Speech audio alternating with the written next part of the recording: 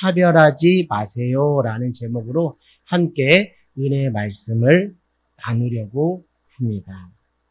지난 시간에 제가 이제 이런 말씀을 드렸습니다. 개인적인 차원의 믿음과 구원에서 이제 어떻게 확장되라고요? 공동체적인 차원에서 믿음과 구원으로 확장될 것을 권면했어요. 개인적인 차원에서의 믿음과 구원에서 공동체적인 차원의 믿음과 구원으로 확장될 것을 여러분에게 권면드렸습니다. 예수님은 나만 구원하시려고 십자가에 달려 돌아가신 것이 아니라는 것입니다. 우리가 일전에 함께 나눴던 말씀처럼 요나 선지자처럼 아니면 바리새인과 서기관처럼 편협한 구원관에 빠지지 말라라는 것이죠.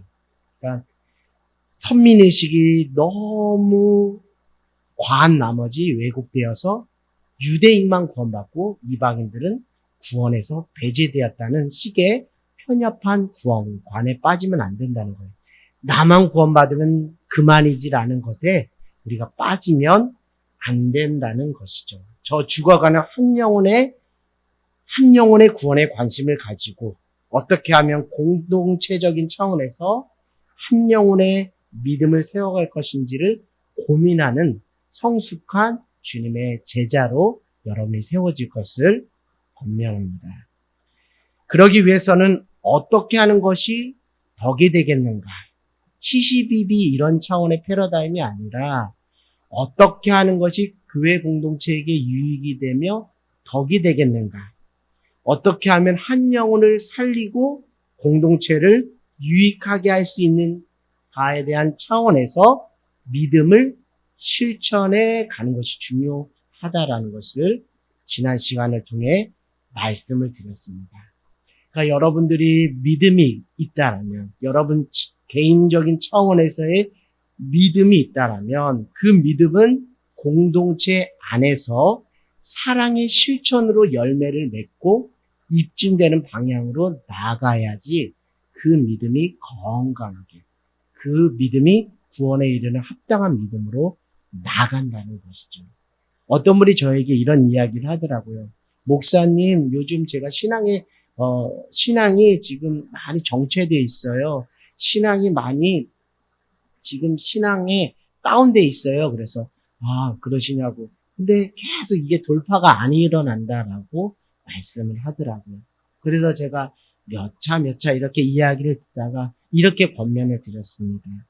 나와 하나님과의 관계 속에서 믿음을 키워가는 그 시점이 있습니다. 그 시점 가운데서 하나님이 살아계신과 그 하나님의 은혜가 있어서 그 나와 하나님과의 개인적인 차원에서의 믿음과 구원이 쭉쭉쭉 자랄 때가 있습니다. 그런데 하나님은 여러분을 향한 계획이 있고 여러분을 통해서 하나님이 쓰시고자 하는 사명이 있기 때문에 여러분을 일꾼 제자로 쓰시기를 원하시기 때문에 그럴 때는 여러분이 영혼을 품어보시는 것을 권면합니다. 여러분이 잘하든 못하든 당신이 그 능력이 되지 않든 하나님이 한 영혼을 살리고자 하는 그 기쁘신 뜻을 여러분이 안다면, 당신이 안다면 그것에 순종하면서 한 영혼을 복음으로 낳으려고 하는 그 방향으로 그 믿음과 구원이 나아간다면 그때 영적 성장이, 영적인 성숙이 올 것입니다. 왜요? 그 영혼을 품기 위해서 하나님은 그 입술에 무엇을 넣어주시니까? 말씀을 넣어주시고 은혜를 부어주시고 하나님의 마음을 주시면서 그 영혼이 그 한 영혼을 품을 수 있을 만큼의 영적인 무엇을 채워주신다고요? 영적인 자산을 충전해서 채워주신답니다. 그래서 여러분 안에 영적인 침체가 있는 분들이 있다면 그것은 하나님과 나의 관계 속에서 풀어가는 것은 당연한 것이지만 이제 그것을 확장해서 내가 부족하고 나는 연약하고 나는 입술이 우둔하고 나는 어리석고 나는 부족하지만 하나님 내가 여기 있습니다. 하나님 한 영혼을 품기를 원하시면 내가 주님 뜻 순종하여 품겠습니다. 그렇게 순종하고 나가시면 여러분 믿음이 쭉쭉 자라가는 놀라운 회복의 역사를 하나님께서 허락해 주실 줄 믿습니다. 그런 맥락에서 개인적인 차원의 믿음과 구원에서 공동체적인 차원의 믿음과 구원으로 확장되는 것은 여러분을 살리고 한 영혼을 살리고 공동체를 세우고 살리는 모든 부분에서 유익하며 하나님의 나라를 확장하는 길임을 다시 여러분들에게 말씀을 드립니다. 지난 시간에 이제 야고보서의 배경적인 설명을 좀 잠깐 했습니다. 이 배경을 좀 알아야 이 말씀이 어떤 맥락에서 나왔는지 알 수 있기 때문에 잠깐 말씀을 드렸어요. 야고보는 누구라고요? 예수님의 동생입니다. 그리고 예루살렘 교회의 지도자예요. 오늘날로 말하면 목회자가 되겠죠. 그런데 그때 당시에는 무엇이 심했습니까? 황제를 숭배하지 않는다는 이유로 기독교인에 대한 박해가 심해서 예루살렘 교회에 있던 성도들이 어떻게 됐다고요? 흩어지게 되었어요. 그래서 1장 1절에 흩어져 있는 12지파에게 문안합니다 라고 표현한 것처럼 이렇게 흩어져 버렸어요. 그 흩어진 성도들에게 목회서진 차원의 편지를 쓴 게 무엇이라고요? 우리가 함께 살펴보는 야고보서라는 것입니다. 그런데 그 흩어진 공동체 안에는 빈부의 격차가 있었습니다. 이것은 어떻게 보면 이상한 일이 아니에요. 우리가 살아가는 현실에서도 부자인 사람도 있지만 가난한 사람이 있는 것처럼 공동체, 초대교회 공동체 안에도 그런 빈부의 격차가 있었습니다. 그런데 그 빈부의 격차가 문제가 아니라 이 빈부의 격차로 야기된 이들 안에 이 빈부에 따라 사람을 뭐하는 문제가 생겼다는 거예요? 차별하는 문제가 생겨서 그것이 야고보 사도의 귀에 들리게 되어서 그 흩어진 성도들을 잘 주님 안에서 세워가야 되는 그런 어떤 사명이 있기 때문에 목회 서신의 차원에서 또 편지를 쓰면서 이 야고보서를 기록한 것입니다. 그러면서 이 빈부의 격차에 따라 빈부의 격차, 더 나아가서는 차별의 문제가 차별이라는 것이 왜 문제이며 이를 어떻게 극복해 나갈 것인가를 편지로 권면한 성경책이 야고보서라는 것이죠.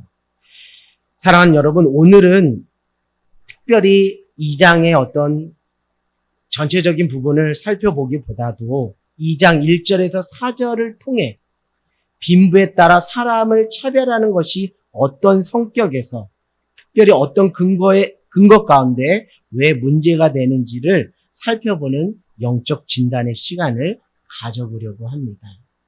여러분 도덕 불감증이라는 얘기 들어보셨죠? 도덕 불감증? 이건 무엇이냐면 내가 하는 행위, 내가 하는 행동이 얼마나 비도덕적인지를 스스로 자각하거나 인식하지 못하는 것을 도덕 불감증이라고 해요. 이 도덕 불감증의 대표적인 속담이 있습니다. 무슨 도둑이 무슨 도둑 된다? 바늘 도둑이 소도둑 된다. 또 뭐요? 작은 것 이거 하나쯤 이거 나쁘겠어? 이것 좀 비도덕적이겠어? 라고 그 불감증이 결국 더 큰 비도덕적 행위를 야기한다는 거예요. 여러분 저는 오늘 도덕 불감증에 대해서 얘기하는 도덕 선생으로 여러분에게 있는 것은 아닙니다. 다만 여러분에게 더 한 차원의 그 권면을 드리기 위해서 신앙 불감증을 말씀을 드립니다. 우리가 반복적으로 죄를 짓는 것은 왜 그러냐면 이 내가 하는 이 행위, 내가 하는 이 선택, 내가 하는 이 결정이 정말 하나님의 관점에서 얼마나 이게 하나님을 슬프게 하는 죄인지를 우리는 스스로 자각하지 못하는 신앙 불감증에 빠져버리기 때문에 이것 좀 하나님 눈 감아주겠지 하는 자기 합리화에 빠져서 신앙 불감증 때문에 반복적으로 죄를 짓게 되는 거예요. 회개는 합니다. 습관적으로 형식적으로 회개는 하지만 그 죄가 계속 반복적으로 끊어지지 않는 것은 우리 안에 신앙 불감증, 이 죄가 얼마나 하나님을 슬프게 하는 정말 큰 심각한 죄인지를 문제인지를 인식하지 못하기 때문에 그런 차원에서 오늘 특별히 이 차별이라는 문제가 단순히 윤리도덕적인 차원에서의 그 문제를 말씀드리는 것 이상으로 영적인 차원에서 얼마나 큰 죄이며 얼마나 하나님이 슬퍼하시는지를 깨달음으로 우리 안에 빈번하게 발생하는 이 차별의 문제를 우리가 그 스스로 묵혀두는 신앙 불감증을 스스로 깨트리는 그런 영적 센서가 회복되는 그런 차원에서 여러분들에게 말씀을 드리려고 합니다. 그리고 다음 주에 우리가 함께 또 이 오늘은 차별에 대한 영적 진단의 시간을 가져본다면 다음 주에는 이 차별의 문제를 우리가 신앙 안에서 어떻게 극복하고 또 어떻게 하면 해결해 나갈 것인지 그 영적인 원리를 성경을 통해서 우리가 함께 살펴보려고 합니다. 자, 우리 한번 1절을 한번 다 같이 한번 읽어보겠습니다. 우리 야고보서 2장 1절입니다. 시작. 내 형제들아, 영광의 주 곧 우리 주 예수 그리스도에 대한 믿음을 너희가 가졌으니 사람을 차별하여 대하지 말라. 내 형제들아, 영광의 주 곧 우리 주 예수 그리스도에 대한 믿음을 너희가 가졌으니 사람을 차별하여 대하지 말라. 이것을 쉬운 성경으로 한번 제가 읽어드리면 이 의미가 좀 더 여러분들에게 와닿을 수 있습니다. 사랑하는 형제 여러분, 여러분은 영광스러운 우리 주 예수 그리스도를 믿는 자입니다. 그러므로 사람들을 차별하여 대하지 말기 바랍니다. 여러분 무슨 의도를 가지고 이 말씀을 읽었는지 여러분 다 아실 거예요. 너희는 누구라고요? 예수 그리스도를 믿는 자라고요. 근데 그 예수님은 어떤 분이시라고요? 영광의 주라는 거예요. 영광의 주. 여러분 왜 예수님이 영광의 주입니까? 십자가에 달려 돌아가심으로 끝난 것이 아니라 우리의 죄를, 인류의 죄를 대속하시고 사망과 세를 깨뜨리시고 부활하심으로 최종 승리를 이루신 그 예수님이기에 우리가 영광의 주라고 이렇게 말씀을 드릴 수 있는데요. 영광의 주 예수 그리스도를 믿는 너희들아, 너희들은 뭐 하지 말라는 거예요? 차별하지 말라라는 것이죠. 그것은 왜 그러냐면 예수님의 영광을 가리우는 행동이기 때문이에요. 예수님의 영광을 가리우는 행동. 다시 말씀드리면 예수님의 십자가와 부활의 승리를 여러분의 차별의 행위로 말미암아 하찮은 것으로, 무력한 것으로, 아무 쓰잘데기 없는 것으로 전락시키는 영광의 그 주님을, 영광의 예수님을 가리는 행동을 하는 것이라는 거예요. 무엇이요? 차별이라는 거예요. 이런 생각을 해보신 적 있어요?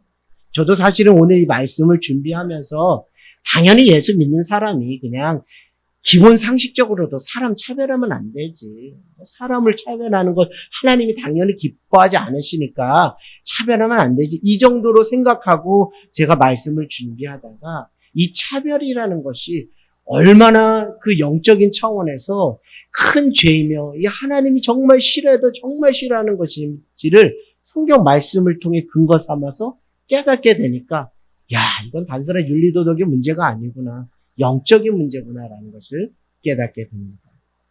예수님이 이루신 영광을 제가 말씀드렸지만 더 구체적으로 말씀드리면 예수님이 이루어내신 영광은 유대인이나 이방인이나 차별하지 않고 모든 인류의 죄를 대속하기 위해 죽으신 십자가이며 사망 권세를 이겨낸 부활의 승리입니다. 결국 예수님의 그 영광에는 유대인이나 이방인이나 차별하지 않고 모든 인류의 죄를 위해서 차별 없이 대속하신 그 대속의 죽음의 의미가 십자가에 달려있고 십자가에서 죽은 것이 아니라 사망 권세를 깨뜨리시고 부활하심으로 승리하심으로 영광의 주님이 되셨습니다. 그 영광의 주님은 우리는 어떤 자라 믿는 거예요? 구원자, 그리스도로 믿는 자가 우리라는 거예요. 무슨 말씀인지 아시겠습니까? 결국 사람을 차별한다는 것. 사람을 차별한다는 것은 우리가 하나님의 은혜로 부여받은 신분과 정체성을 스스로 부인하는 것이요, 예수님의 영광을 가리우는 자가 된다라는 것입니다. 그래서 너희들 그 신분에 맞게, 그 정체성에 맞게 사람을 차별하지 마. 그것은 예수님의 영광을 가리우는 행동이기 때문이라고 야고보 사도는 말하고 있습니다. 쉽게 예를 들면 자녀들의 행동 때문에 부모님이 박수와 영광을 받기도 하지만 반대로 부모님의 얼굴에 먹칠을 하는 경우가 있습니다. 누구의 행동에 따라서요? 자녀들의 행동에 따라서 말입니다. 만약에 영화제에서 큰 수상을 한 배우가 있는데 그 다음날 신문 기사에 그 배우의 자녀가 구설수에 오르는 행동을 했다면 부모인 그 배우의 수상의 영광에 무엇을 띄얹는 거예요? 찬물을 띄얹는 거예요. 여러분이 이해하시기 쉽게 이렇게 말씀을 드리는 겁니다.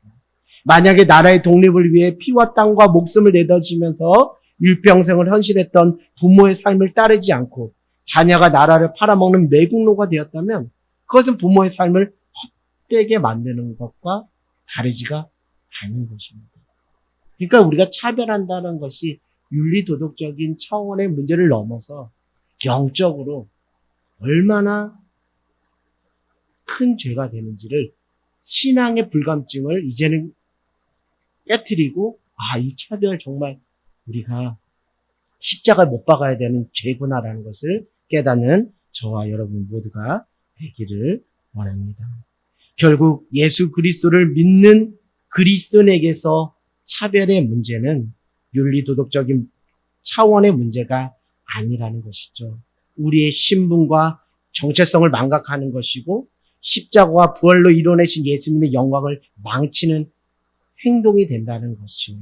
그래서 너희들아, 흩어져 있는 초대교회 성도들이여 더 이상 차별하지 마세요라고 야고보 사도가 믿음으로 권면을 하는 거예요. 이게 차별하지 말아야 할 영적인 근거와 이유가 되는 것입니다. 여러분이 우리 한번 2절을 한번 읽어볼까요? 2절이요. 시작. 만일 너희 회당에 금가락지를 끼고 아름다운 옷을 입은 사람들이 오고 또 남느한 옷을 입은 가난한 사람이 들어올 때, 오늘날도 마찬가지고 초대교회도 마찬가지고 빈부의 격차는 있기 마련입니다. 이거는 전혀 이상한 것이 아니에요. 근데 사무엘상 16장 7절, 여러분 다 아시는 말씀 그냥 메모만 해두시고 듣기만 하시면 됩니다. 사무엘상 16장 7절. 내가 보는 것은 사람과 같지 아니하니 사람은 외모를 보거니와 나 여호와는 무엇을 보신다고요? 중심을 보느니라 하시더라. 이렇게 이야기를 하고 있어요.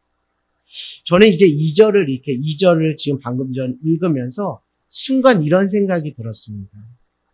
아름다운 옷이 무엇이며, 여기서 표현하는 그 아름다운 옷이 무엇이며, 남는 옷이 무엇이냐, 그 평가조차 절대 기준이 될 수 없다라는 생각을 해보게 돼요. 때론 그 아름다운 옷이라 할지라도 때론 그것이 사치스러운 옷이 될 수도 있고 남루한 옷이라 할지라도 그것이 겸손함의 옷이 될 수도 있다는 거예요. 그러니까 사람들이 내리는 평가는 절대적인 기준이 될 수가 없다는 거예요.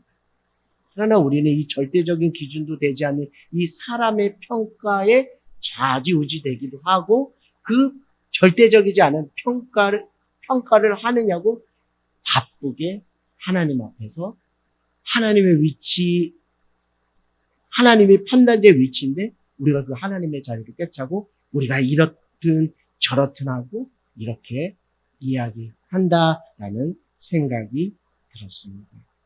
여러분, 사람을 판단한다는 것은 사람을 외모로 보지 않으시고 중심을 보시는 하나님의 기쁘신 뜻을 저버리는 행동입니다. 저 사람 겉으로 보이게 저 사람 아름다운 옷 입었네. 저 사람 남나한 옷 입었네.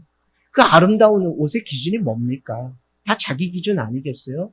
그 남루하다는 옷의 기준이 뭐예요? 다 자기 기준 아니겠습니까? 남루할지라도 때로는 그것이 검소하고 소박하게도 우리에게 읽혀지고 평가될 수 충분히 있지 않아요? 아름다운 옷이라 할지라도 그것이 너무 과한 치장이라면 사치스럽다라고 평가할 수도 있지 않느냐라는 거예요.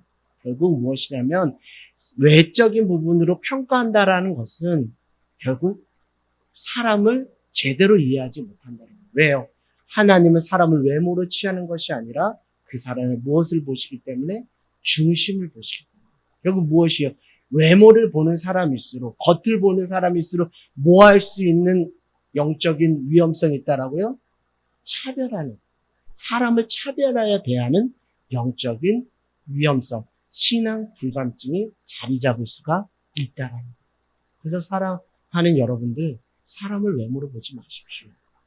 사람을 하나님의 마음과 하나님의 시선을 가지고 그 중심에 깊은 것을 보시고 그 영혼을 하나님이 얼마나 아름답게 빚어가시고 그 나를 기대하면서 우리가 그 영혼을 보기를 원합니다.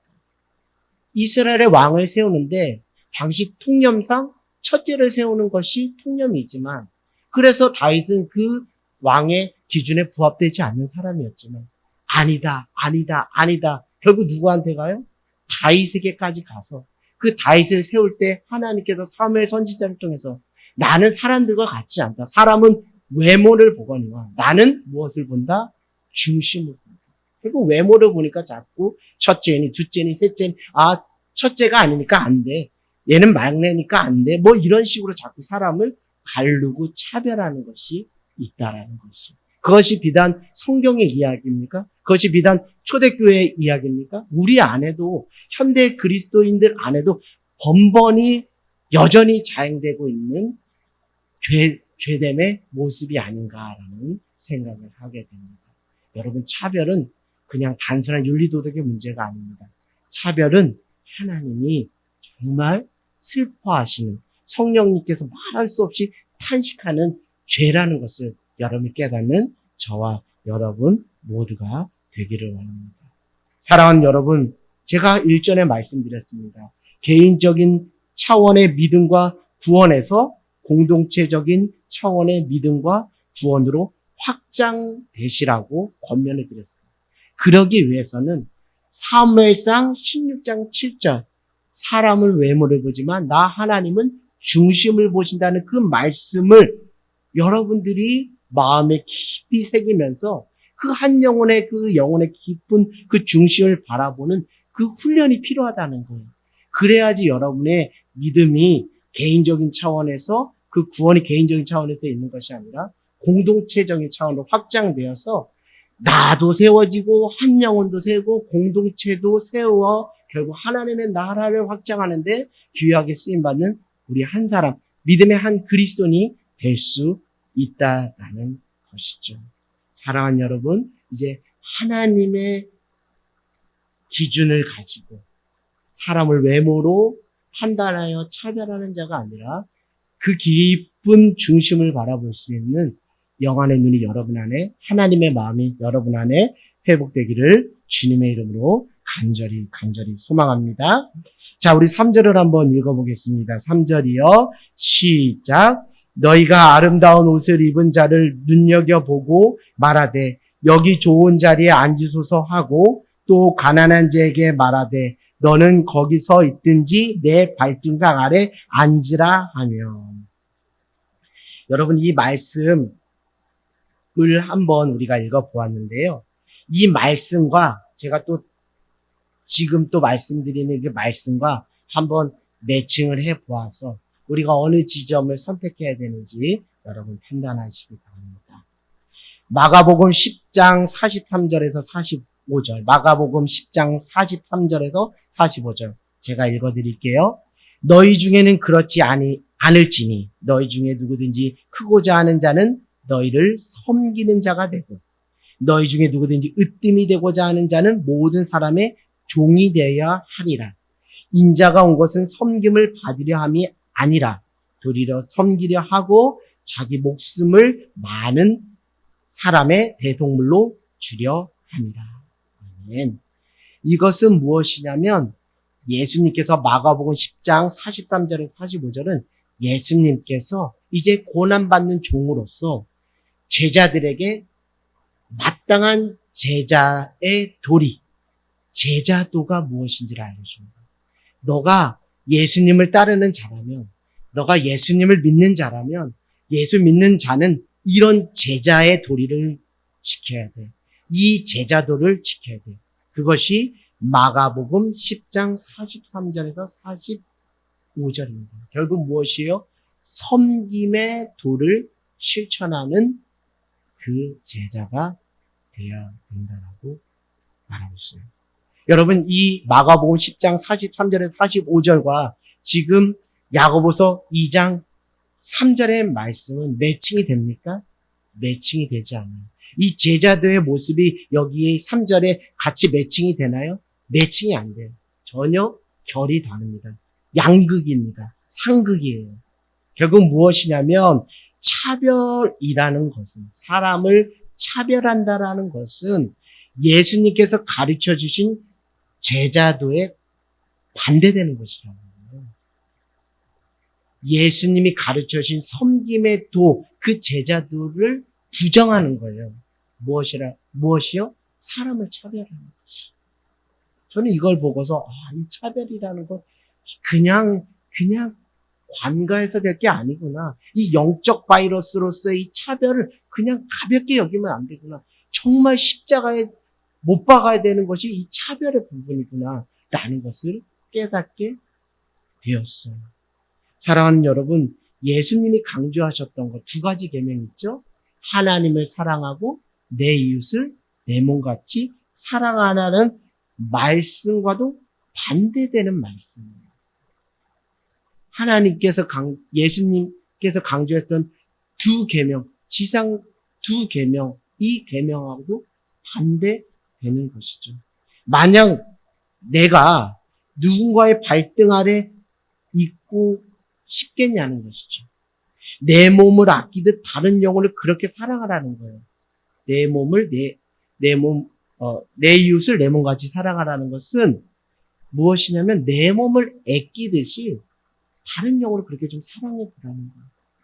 근데 내가 서 있거나 내가 누구 발등 아래 있는 내 모습을 상상한다면 내가 그러고 싶은 사람이 누가 있겠냐는 거예요. 내가 그러고 싶지 않은데 다른 사람은 오죽하겠냐는 것이죠. 많은 분들이 사랑이라는 말을 하면 부담으로 느끼는 지점이 사랑을 너무 거창한 것으로만 생각을 해요. 사랑은 거창한 건 맞습니다. 하나님의 사랑을 생각하면 바다를 먹물 삼아도 하늘을 두루 아래 삼아도 다 형용할 수 없는 정말 위대한 사랑이 맞아요. 그러나 그 사랑의 실천에 있어서 정말 하늘 구름을 떠다니는 식의 그런 거창한 사랑이 아니라 예수님은 성육신 하셔서 육신의 몸을 입고 오셔서 낮고 낮은 마국간에서 그렇게 겸손한 모습으로 오셔서 하나님의 사랑을 예수님께서 실제 삶 속에서 우리에게 보여주신 거예요. 그게 실력인 거예요. 그게 실력인 거예요. 거창하고 위대한 그 사랑, 그 감격스러워. 그것에만 방방방 뜨는 것이 아니라 그 하나님의 위대한 사랑, 그 은혜들, 내가 받은 그 사랑과 은혜들, 내 삶의 정황과 맥락 속에서 내가 만나는 사람들에게 얼마나 실질적이고 구체적으로 녹여서 내 육신 안에 녹여서 손과 발이 되어서 그들을 사랑으로 섬길 것인가. 그게 믿음의 실력이라는 거예요.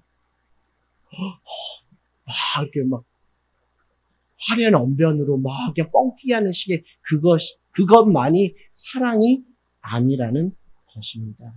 예수님께서 말씀하신 사랑에는 적극적이고 정말 초월적인 그런 사랑도 있지만 가장 일상적이고 실제적인 삶 속에서 실천할 수 있는 사랑 또한 강조하셨어요. 그게 무엇이냐면 그것이 무엇입니까? 무더운 날씨에 한 나그네에게 시원한 냉수 한 그릇 대접하는 것. 지극히 작은 한 소자에게 한 것이 곧 나에게 한 것이라고 이렇게 말씀을 예수님 하시잖아요. 그것은 무엇이냐면 그 사랑이라는 것이 우리의 처해진 상황과 맥락 속에서 내가 만나는 사람에게 얼마나 그들에게 케이스 바이 케이스 그들의 필요를 알고 그들의 상황을 알고 그들에게 맞춤식의 사랑을 해줄 수 있는 구체적이고 실질적인 사랑. 그것이 비록 소박한 시원한 냉장글일지라도 그것이 사랑이고 그것이 믿음의 실력이고 그것이 제자도의 섬김이라는 것을 오늘 예수님이 강조하는 거예요. 그런 차원에서 여러분이 적극적이고 초월적인 사랑을 할 수 없다 할지라도 최소한 무엇은 하지 말라는 거예요? 사람 봐가면서 차별은 하지 말라는 거예요. 차별은 하지 말라라는 거죠.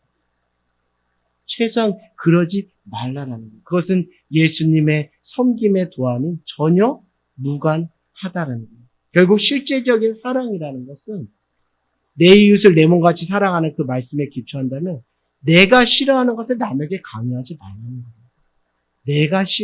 내가 차별받기 싫어하잖아요. 그럼 당연히 다른 사람도 차별받기 싫은 거예요. 내가 당연히 서 있는 거, 남들 발등 밑에 있는 거 싫어하는 것처럼 내가 싫어하는 것을 다른 사람들에게도 강요하거나 그것을 하지 말라는 거예요. 그게 어떻게 보면은 거창하고 아주 고귀한 사랑은 아닐지 몰라도 우리의 현실의 삶에서 실질적으로 우리에게 요구되는 사랑의 실천의 한 단면이 아닌가라는 생각을 해보게 됩니다. 내 몸이 아픈 것이라면 다른 사람의 몸도 아픈 것이 이것이 내 이웃을 내 몸같이 사랑하는 예수님의 말씀의 실제적인 정의가 아닐까라는 생각을 해보게 됩니다. 자, 우리 한번 4절을 한번 읽어볼까요? 4절을 여러분 좀 한번 우리 깊이 좀 나누길 원하는데요. 4절이요. 시작. 너희끼리 서로 차별하며 악한 생각으로 판단하는 자가 되는 것이 아니냐. 아멘. 자, 우리 이 말씀. 너희끼리 서로 차별하며 악한 생각으로 판단하는 자가 되는 것이 아니냐라는 것이죠. 여러분 성경에 밭에 감춘 보화를 발견한 사람의 행동을 아시죠? 그 밭에 감춘 보화를 발견한 사람은 그 보화의 가치를 너무 소중히 여겼기 때문에 그 사람은 자신의 모든 소유를 다 팔아서 어떻게 했죠? 보화가 감춘 밭을 사는 행동을 하게 되었습니다. 이것은 무엇이냐면 한 사람이 어떤 가치를 붙잡고 살아가느냐는 그 사람이 삶을 살아가는데 특별히 사람을 대할 때 어떤 태도와 자세로 행동하느냐를 결정하는 아주 중요한 요소로 작용한다라는 것이죠. 여러분, 차별의 문제로 거슬러 올라가면 삶을 살아가는데 더 직접적으로 사람을 대하는 태도와 자세의 문제라는 거예요. 이게 사람을 대하는 태도와 자세의 문제가 차별의 문제라는 것이고 더 거슬러 올라가면 결국 이것은 그 사람이 어떤 가치를 붙잡고 평소에 살아갔는지에 대한 가치의 문제라는 것이죠. 제가 말씀드립니다. 사람을 차별하는 것은 내가 지금 우상 숭배를 하고 있다는 것을 스스로 인정하는 행위입니다. 목사님, 이 무슨 말이에요? 한번 찬찬히 제가 왜 이렇게 제가 말씀을 드리는지를 여러분들에게 말씀드립니다. 사람을 차별하는 것이 지금 내가 우상 숭배를 하고 있다는 것을 스스로 인정하는 행위라는 것이 왜 그런지 제 나름 하나님 주신 그 은혜를 여러분들과 함께 나누기를 원합니다. 평소 이 사람이 어떤 가치를 중요하게 생각하느냐에 따라 사람을 대하는 태도나 자세가 나오는데 그것이 결국 차별이라는 행동으로 나가는지 안 나가는지가 결정이 된다라는 것이죠. 여러분이 평소에 어떤 가치를 가지고 살아가냐는 것이죠. 4절에 차별에 대한 성격을 규정하고 있어요. 차별에 대한 성격을 규정하고 있습니다. 차별은 무엇이에요? 악한 생각으로 판단하는 것. 차별은 뭐라고요? 악한 생각으로 판단하는 것이 차별이라는 거예요. 근데 저는 이 악한 생각의 실체가 바로 우상숭배라는 걸 말씀드려요. 이 악한 실체가 우상숭배라는 것을 말씀드립니다. 우상숭배가 되기 위한 기본 조건은 무엇이냐면 우상숭배의 대상이 되는 것은 기본적으로 영원하지가 않습니다. 다 썩어 없어질 거예요. 영원하지 않는 것을 우리가 대상 삼는 것을 우상숭배라고 합니다. 하나님이 우상숭배 대상이 될 수 없는 결정적인 이유는 하나님은 영원하신 분이기 때문에 참 신이기 때문에 하나님은 우상숭배 대상이 될 수가 없다는 거예요. 근데 우리가 뭐 금송아지든 뭐든 다 그 썩어 없어질 것이거든요. 다 영원하지 않는 것이거든요. 근데 그것을 마치 무엇냐? 영원한 것이냐? 숭배하기 시작하면 그것이 무엇의 대상이 된다고요? 우상숭배의 대상이 된다는 거예요. 그러나 여러분 오해를 하지 마십시오. 영원하지 않다고 해서 썩어 없어진다고 해서 그 자체가 그 존재 자체가 우상숭배가 된다는 것은 아닙니다. 그것을 죄악시할 필요는 없어요. 돈이라는 것이 영원하지 않고 썩어 없어질 것이지만 그 돈이라는 그 자체가 악한 것은 아닙니다. 가치 중립적인 거예요. 그러나 사람들이 영원하지 않는 것, 영원하지 않는 것 그 자체가 영원한 것인 것 마냥 착각하고 숭배하기 때문에 그때부터 그것이 우상숭배의 대상이 되는 것이죠. 그런 차원에서 돈이 영원합니까? 권력이 영원해요? 명예가 영원해요? 일상 생활을 편리하게 하고 영향력이 있는 것은 맞지만 이건 영원하지가 않습니다. 그런데 사람들은 이것이 마치 영원한 것이냐 착각하며 우상숭배 대상으로 삼으려고 한다라는 것이죠. 이런 우상숭배 늪에 빠진 사람들은 악한 생각을 하는데 그것은 다른 게 아니라 사람을 판단한다는 것이. 무엇으로 판단해요? 내가 돈이 우상이 되니까 돈 가지고 사람 가지고 저울질하는 거예요. 그까짓 것 돈 얼마 있다고 그렇게 사람을 차별하는 거예요. 오늘 초대교회 부환자들이 그 썩어 없어질 그것이 가치 중립적인 돈이라 할지라도 그 돈 자체, 그 부 자체를 영원한 것인 마냥 거기에 가치를 두고 그것을 영원한 생각으로 삼으니까 그 악한 생각 자체가 사람을 판단하는 것이고 그 판단은 결국 무엇의 결과치로 나타나는 거예요? 차별의 결과치로 나타나는 거예요. 뭐 돈뿐이겠습니까? 명예 가지고도 사람을 차등해 두기도 하고 뭐 사회적 위치, 학벌 뭐 여러 가지 부분으로 그 영원하지 않은 것을 영원한 것 그냥 우상숭배하면서 그 악한 생각 속에서 사람을 판단함으로 결국 그것이 무엇으로 나가게 되는 거예요? 차별로 나가기 때문에 저는 이 차별이야말로 내가 지금 우상숭배를 하고 있다는 것을 스스로 인정하는 행위라는 거예요. 여러분 번뜩 정신이 차려집니까? 제가 너무 과한 해석을 했습니까? 너무 과도하게 생각을 했습니까?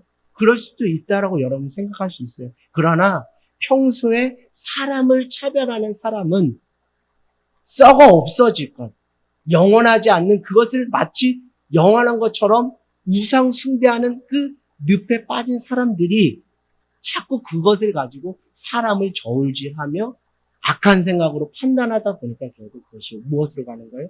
차별로 가는 거예요. 결국 차별이라는 것을 역추적 해보면 결국 썩어 없어질 것을 영원한 것이냐 붙잡는 그 우상숭배의 늪에 빠진 한 사람이 거기에 있지 않을까라는 생각에서 제가 여러분들에게 말씀을 드리려고 하는 것입니다.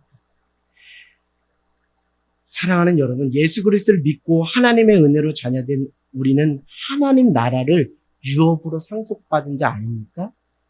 영원히 썩지도 쇠하지도 않는 생명의 멸류관을 약속받은 자 아닙니까? 이보다 더 소중한 가치가 어디 있겠습니까? 그렇다고 세상에서 물질, 이런 것이 다 불필요하다는 것을 말씀드리는 것은 아닙니다. 그것도 세상을 살아가는데 필요하죠. 왜? 우리가 육신의 몸을 입고 있기 때문에. 그러나 우리의 종착, 우리의 궁극적, 우리의 영원한 그 본향을 생각한다면 우리가 무엇을 가치 서열의 영순위로 삼을지를 여러분들이 알기를 원합니다. 우리는 하나님의 나라를 유업으로 받은 거예요. 하나님의 나라를 재산 상속받듯이 상속받은 자예요. 우리는 영원한 하나님의 생명의 면류관을 약속받은 자예요. 그 영원성을 살아가는 자가, 이 땅에서 그 영원성을 살아가는 자가 우리라는 거예요. 단지 돈 몇 푼 가지고 사람 저울질하는 수준으로 우리를 자녀 삼으시려고, 제자 삼으시려고 예수님이 십자가에 달려 돌아가신 것이 아니고 부활하신 것이 아니라는 거예요. 만약에 그렇게 한다면 그것은 영광의 주님을 근심시키는 거예요. 그 예수 그리스도의 부활의 영광을 찬물에 끼얹는 것이. 그렇기 때문에 여러분의 신분과 정체성이 어디에 있는지를 안다면 우리는 차별할 수가 없다라는 것을 여러분들에게 말씀을 드립니다. 마치 밭에 감추인 보화를 발견한 자처럼 여러분들은 영원히 썩지도 쇠하지도 않는 그것에 여러분의 우선의 가치를 두고 살아가야 하는 자라는 것을 여러분에게 말씀드립니다. 제가 단언컨대 여러분에게 말씀드릴 수 있는 것은 여러분이 평소에 영원한 것, 썩지도 쇠하지도 않는 것에 우선적인 가치를 두고 살아간다면 그 자는 결코 사람을 차별할 수가 없습니다. 왜 그러냐면 돈, 권력, 명예, 직업, 사회적 위치, 학벌들은 영원하지 않다는 것을 알기 때문이죠. 그것이 영원하지 않다는 것을 알기 때문에 그것 가지고 장난치지 않는다는 거예요. 그거 갖고 장난질하지 않는다는 거예요. 그거 가지고 어깨에 뽕들하고 우쭐대지 않는다는 거예요. 그건 다 하나님 나라 갈 때 다 놓고 가야 되는 것이기 때문에 이 땅은 나그네의 인생이기 때문에 그거 가지고 사람을 판단하고 차별하지 않는 거예요. 여러분, 영원한 것이 무엇입니까? 썩지도 쇠하지도 않는 것이 무엇입니까? 오직 진리이신 예수님과 하나님의 말씀만이 영원한 것이죠. 결국 무엇이냐면 영원하신 예수님과 함께 살아가는 사람, 예수님을 구원주로 믿고 예수님과 영원하신 진리이신 예수님과 함께 사는 사람은, 영원한 하나님의 말씀을 붙잡고 살아가는 사람들은 때마다 그 안에 성령께서 강력하게 역사하셔서 무엇을 깨닫게 해주시냐면 차별하지 않으시는 하나님의 영원한 사랑을 발견하게 된다니까요. 나 같은 자가 뭐라고, 나 이방인은 나 같은 자, 만삭 뛰어 나오지 못한 내가 뭐라고, 나를 위해 예수님이 죽으셨다고? 그렇게 나를 차별하지 않고 나를 위해서 십자가 대속의 죽음을 죽으셨다고? 내가 뭔데? 나를 위해서 차별해도 마땅한 내가, 주홍빛같이 붉은 죄인인 내가, 차별받아도 싼 내가, 나를 왜 차별하지 않으시고 독생자 예수 그리스도를 십자가에 내어주시면서 하나님의 차별하지 않고 나를 사랑해 주셨지? 그거를 발견하게 된다는 거예요. 누구와 함께하면? 진리이신 예수님과 함께 사는 사람은, 영원한 하나님의 말씀을 붙잡고 사는 사람은 성령께서 날마다 그것을 깨닫게 해주시는 거예요. 하나님의 사랑은 무엇이 아니다? 차별하지 않으시는 사랑이다라는 것을 깨닫게 됩니다. 그러면 결국 그 마음이 우리 안에, 하나님의 마음이 성령으로 말미암아 그 말씀으로 말미암아 하나님의 마음이 우리가 부어지면 우리가 사람을 차별하지 않을 수가 있다는 거예요. 차별하여 대할 수가 없다는 거예요. 왜? 우리가 이미 그 은혜를 얻었기 때문에. 차별하거나 배제하지 않으시고 나를 자녀 삼아주신 그 하나님의 은혜를 내가 먼저 경험했기 때문에, 내가 그 은혜를 입었고 그 은혜가 너무 크다는 걸 알기 때문에 내가 누군가를 차별한다는 것이 어불성설이고 맞지가 않고 그 은혜를 입은 자로서의 합당한 삶이 아니라는 것을 뼈저리게 깨달았기 때문에 우리가 차별을 할 수 없어요. 왜? 하나님은 차별의 하나님이 아니라 모든 자들을 차별 없이 대하시는 그 사랑을 십자가에서 완성하셨기 때문에 우리가 그것을 알기에 사람을 절대적으로 차별할 수 없다라는 거예요. 자, 그럼에도 불구하고 저는 여러분들에게 하는 말씀이라기보다 저의 독백일 수도 있습니다. 사랑하는 여러분, 누구나 살아가다 보면 나도 모르게 의도치 않게 사람을 차별할 수 있는 여지가 늘 있다는 것을 잊지 않기를 원합니다. 저는 어떤 부분에서 내가 이런 지점이 있을까라고 했는데 저에게는 두 자녀가 있어요. 첫째 딸, 둘째 아들이 있습니다. 본의 아니게 의도하지 않게 나는 공평하게 사랑을 줬다 할지라도 받는 입장에서는 누구만 사랑했네, 누구는 사랑 안 했네 이렇게 아이들이 표현하는 것을 보면서 이놈의 새끼, 너 어떻게 내가 그렇게 동일하게 사랑 주려고 애쓰는 그 부모의 마음도 모르고 너는 그러니? 라고 할 수 있지만 또 돌이켜 생각해 보니까 내 안에도 부지불식간에 나도 모르는 사이에 내가 하나님의 마음을 잃어버려서 나도 모르게 차별을 내가 자행하고 있는 삶을 살아가고 있구나. 나도 그런 위험성에 노출된 사람이구나. 나도 그런 여지가 충분한 사람이구나. 그렇기 때문에 하나님의 긍휼의 은혜를 구하면서 말씀을 붙잡고 여러분에게 말씀을 전하지만 나도 하나님의 차별 없으신 그 사랑에 더 적셔져야 되는 인생이구나. 그 차별하는 그 나의 행위를 십자가에 못 박아야 되는 인간인 나구나라는 것을 또 깨달으면서 여러분에게 말씀을 전합니다. 수많은 상황 속에, 수많은 인간관계 속에 우린 늘 놓이게 됩니다. 여러분 오늘 이 말씀을 듣고 한번 이렇게 생각을 해보세요. 내게 놓여진 수많은 상황과 수많은 인간관계 속에서 우리는 차별을 택할 것인가, 사랑으로 하나됨을 택할 것인가 라는 믿음의 실력을 점검하는 시간일 수 있다는 것을 절대 잊지 않기 원해요. 저에게 있어서는 목회하는 여정 가운데서 많은 성도님들과의 그 상황과 맥락 속에서 많은 성도님들을 대할 텐데, 또 학생들을 대할 텐데, 사람들을 대할 텐데, 내가 그 처해진 상황과 맥락 속에서 내가 만난 그 사람들에게 나는 과연 차별을 택할 것인가? 아니면 차별 없으신 그 하나님의 사랑으로 하나됨을 택할 것인가를 그 믿음의 실력을 점검하는 시간이겠구나라는 생각을 해보니까 번쩍 정신이 들어요. 번쩍 정신. 내가 어떻게 사람을 대해야 되겠구나. 내가 어떻게 사람을 대해야 되겠구나. 그것이 느껴지네요. 이게 결국 예수님이 우리에게 가르쳐 주신 섬김에도 제자도와 전혀 무관하지가 않다라는 것을 또 깨닫게 된 것이죠. 우리 한번 아까 전에 했던 그 말씀 다시 한번 또 읽어보면서 우리가 한번 또 나눠보기를 원하는데요. 우리 한번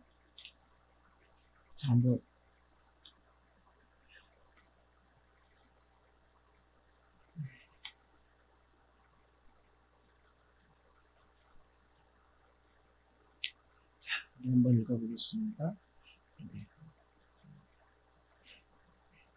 자, 우리 한번 제가 읽겠습니다. 마가복음 10장 43절에 45절. 너희 중에 그렇지 아니할지니 너희 중에 누구든지 크고자 하는 자는 너희를 섬기는 자가 되고 너희 중에 누구든지 으뜸이 되고자 하는 자는 모든 사람의 종이 되어야 하리라. 인자가 온 것은 섬김을 받으려 함이 아니라 도리어 섬기려 하고 자기 목숨을 많은 사람의 대속물로 주려 합니다. 아멘. 주님의 제자는 이 말씀 마음의 신비에 새겨요.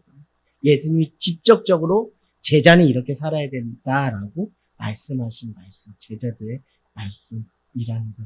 이 말씀으로 내게 처해진 수많은 상황 속에서 만나는 사람들에게 이 말씀을 적용하며 살아갈 것인가? 이 말씀을 그냥 휴지통에 버리고 살 것인가? 그 믿음의 실력을 점검하는 시간이 지금 우리에게 놓여진 시간이 아닌가라는 그런 생각까지 해보게 되었어요. 사랑하는 여러분, 끝으로 여러분 절대 잊지 않기를 원합니다. 설령 우리는 사람을 차별하는 그 연약함을 가지고 살아가는 존재일지라도 하나님은 차별하지 않으신다. 그 하나님의 차별 없으신 하나님의 열심에 의지하시기 바랍니다. 하나님께 열심이 먼저가 아니라 하나님의 열심이 먼저. 차별 없이 우리를 사랑하시는 하나님의 열심에 의지하여 그 하나님의 열심의 신실함에 잇대어서 우리가 반응한다면 우리가 처해진 상황과 맥락 속에 맞는 많은 사람들을 우리 또한 주님의 신실한 제자들처럼 차별하지 않고 대하는 우리 모두가 될 줄 믿습니다. 하나님의 사랑은 예수 그리스도를 통해 죄인들 우리 모두를 품어주신 완전하신 사랑입니다.